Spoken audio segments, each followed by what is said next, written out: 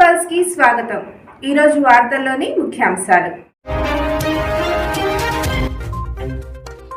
Election commission పై AP ప్రభుత్వ సలహాదారుడు Sajjala fire.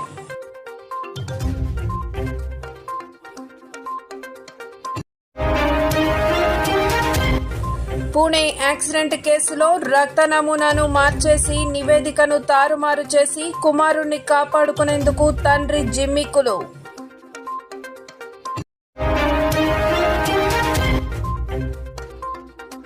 మరో 5 రోజుల్లో కేరళకు నైరుతి, ఈసారి సమృద్ధిగా వానలు. ఐఎండీ.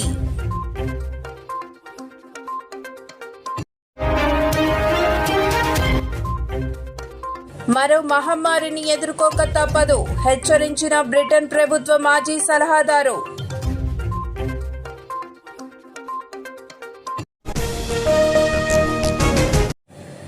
ఏపీ ప్రభుత్వ సలహాదారు సజ్జల రామకృష్ణారెడ్డి ఎన్నికల సంఘంపై ఫైర్ అయ్యారు. ఈసీపై పలు అనుమానాలు వ్యక్తం చేస్తూ ఘాటు వ్యాఖ్యలు చేశారు. ఆంధ్రప్రదేశ్లో కూటమి ఏర్పడిన తర్వాత ఈసీ వ్యవహార శైలిలో మార్పు వచ్చిందని ఆరోపించారు. ఈసీకి చంద్రబాబు వైరస్ సోకిందని మండిపడ్డారు. ఈసీ కక్షపూరితంగా వ్యవహరిస్తుందని ఆరోపించారు. చంద్రబాబు, అతడి మనుషులు చెప్పిన విధంగా ఎన్నికల కమిషన్, పోలీసులు పనిచేస్తున్నారని అనుమానం వ్యక్తం చేశారు. పల్నాడు జిల్లా మాచర్ల నియోజకవర్గం పాల్వాయి గేట్ పోలింగ్ బూత్ లో ఈవీఎంను ధ్వంసం చేసిన ఎమ్మెల్యే పిన్నెల్లి వీడియో ఈసీకి తెలియకుండా ఎలా బయటకు వచ్చిందని ప్రశ్నించారు. ఏపీలో వైఎస్ జగన్మోహన్ రెడ్డి మళ్లీ ప్రమాణ స్వీకారం చేస్తారని ధీమాను వ్యక్తం చేస్తూనే అధికారంలోకి వచ్చిన తర్వాత ప్రస్తుతం జరుగుతున్న పరిణామాలను తిరిగి పరిశీలిస్తామని పేర్కొన్నారు.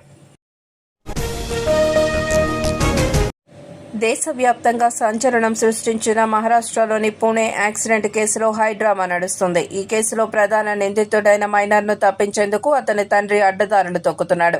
కేసులో తమ కుమారుడు చిక్కకుండా ఆ 17 ఏళ్ల టీనేజర్ తండ్రి జిమ్మికులకు పాల్పడుతున్న వైనాన్ని పూణే పోలీసులు తాజాగా బహిర్గతం చేశారు. రక్తంలో ఆల్కహాల్ ఆనవాళ్లు తేలకుండా చేసేందుకు ఏకంగా రక్త నమూనా నివేదికను తారుమారు చేశారట. పరీక్ష నిమిత్తం నిందితుడి నుంచి తీసుకున్న రక్తాన్ని చెత్తకుప్పలో పడేసి దాని స్థానంలో వేరే వ్యక్తి రక్తాన్ని పెట్టి నివేదికను రూపొందించినట్లు పోలీసులు దర్యాప్తులో తేలింది. ఈ మేరకు నివేదిక తయారు చేసేందుకు నిందితుడి తండ్రి ప్రభుత్వ దవాఖానా వైద్యులతో బేరసారాలు నడిపినట్లు పూణే పోలీస్ కమిషనర్ అమితేష్ కుమార్ సోమవారం మీడియా సమావేశంలో వెల్లడించారు. ఈ తతంగానికి సంబంధించి సన్సూర్ జనరల్ హాస్పిటల్ కి చెందిన ఫోరెన్సిక్ మెడికల్ విభాగం head doctor Ajay Taware, chief medical officer doctor Srihari హల్నోర్ను అరెస్టు చేశామని తెలిపారు. ఆదివారం వైద్యుల నుంచి అందుకున్న నివేదికలో నిందితుడి రక్తంలో ఆల్కహాల్ ఆనవాళ్లు లేవని పేర్కొన్నారని, అయితే డాక్టర్ అజయ్ తావరే డైరెక్షన్లో రక్త నమూనాలను తారుమారు చేసినట్లు తమ దర్యాప్తులో తేలిందని అమితేష్ కుమార్ పేర్కొన్నారు. 2 టెకీలు మరణించిన ఈ యాక్సిడెంట్ను చేసిన సమయంలో నిందితుడైన మైనర్ మద్యం సేవించినట్లు పోలీసులు చెబుతున్నారు. పూణే పోలీస్ కమిషనర్ అమితేష్ కుమార్ మరో కీలక విషయం వెల్లడించారు. ముందస్తు జాగ్రత్తగా DNA పరీక్ష కోసం తాము నిందితుడి నుంచి మరో రక్త నమూనాను తీసుకొని దాన్ని వేరే దవాఖానాకు పంపించామని తెలిపారు.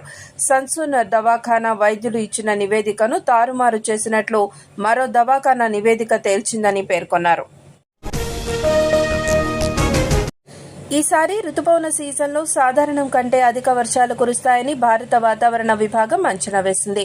మధ్య, దక్షిణ భారతదేశంలో సాధారణం కంటే ఎక్కువగా, వాయువ్య భారతంలో సాధారణం, ఈశాన్య భారతంలో సాధారణం కంటే తక్కువగా వర్షాలు కురుస్తాయని IMD director general Mrutyunjay Mohapatra వెల్లడించారు. జూన్ నుంచి సెప్టెంబర్ వరకు కొనసాగే రుతుపవనాల సీజన్లో సాధారణం కంటే అధిక వర్షపాతం నమోదవుతుందని గత నెలలోనే ఐఎండీ అంచనా వేసింది.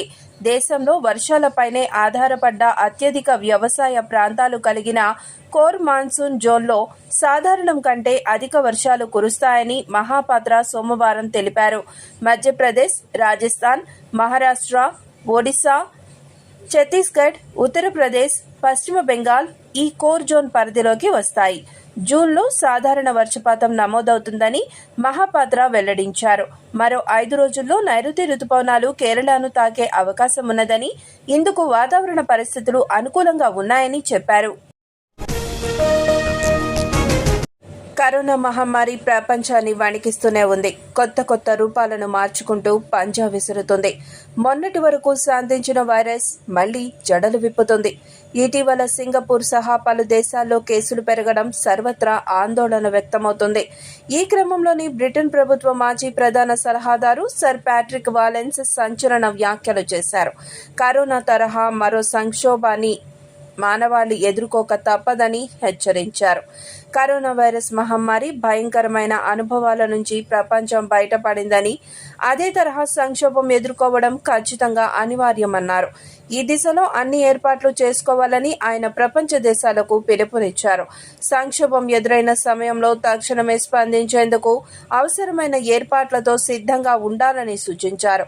అవసరమైన స్థాయిలో వైద్య పరీక్షల నిర్వహణ సామర్థ్యం, టీకాలు, చికిత్సలు అన్నీ అందుబాటులో ఉంచుకోవాలని, దాంతో లాక్డౌన్, సోషల్ డిస్టెన్స్ తదితర వంటి కఠిన చర్యలు అవసరం ఉండబోదన్నారు. 2021లో తాను చేసిన సూచనలన్నీ 2023 నాటికి అనేక దేశాలు మరచిపోయాయన్నారు.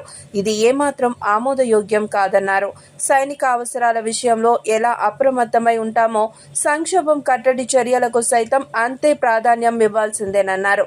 యుద్ధంతో నిమిత్తం లేకుండా ఆర్మీ అవసరాలకు ప్రాధాన్యం ఇస్తున్నట్లుగానే సంక్షోభ నివారణ వ్యవస్థలపై దృష్టి పెట్టాలని సూచించారు.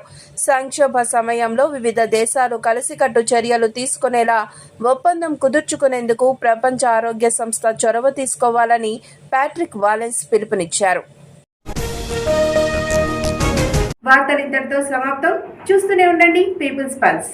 సామాన్య ప్రజల గుండె సవ్వడి, ప్రజానాడి.